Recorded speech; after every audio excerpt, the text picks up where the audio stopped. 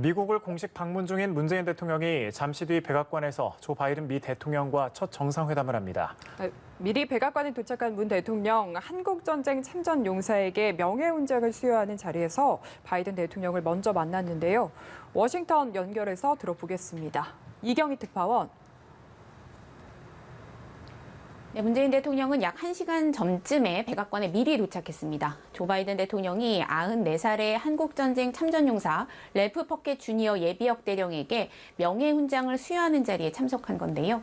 바이든 대통령이 취임 후 명예훈장을 수여하는 건 이번이 처음이고 미국 대통령이 명예훈장을 수여하는 행사에 외국 정상을 초청한 것도 문 대통령이 처음입니다.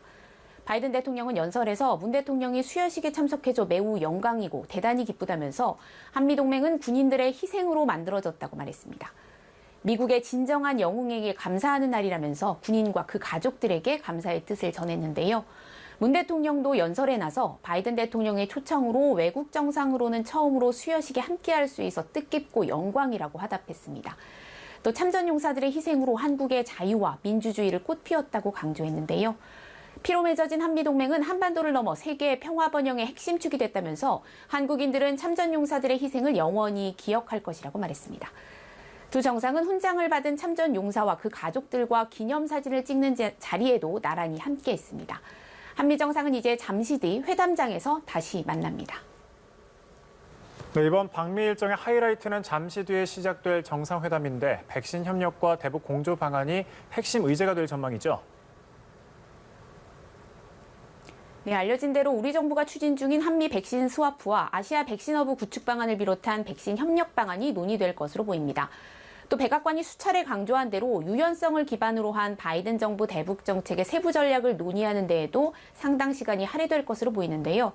청와대 설명에 따르면 양국 정상이 회담 후 채택할 공동 성명에 2018년 4월 남북 정상회담 성과물인 판문점 선언을 존중한다는 취지의 문구를 담을 것으로 전해졌습니다. 기존의 북미 간 싱가포르 합의뿐 아니라 남북 간 합의도 함께 존중하겠다는 의미로 해석됩니다. 또 한미 미사일 지침 해제 문제도 논의될 것으로 보이는데 두 정상이 미사일 지침 해제에 합의할 경우 한국은 완전한 미사일 주권을 확보하게 될 것으로 보입니다. 청와대는 한미 원전 협력도 논의 테이블에 오를 것이라고 전했는데요. 양국이 기술 협력을 통해서 제3국에 공동으로 진출하는 방안 등 구체적인 방안이 모색되고 있는 것으로 알려졌는데 그 내용까지 공개될지 주목됩니다.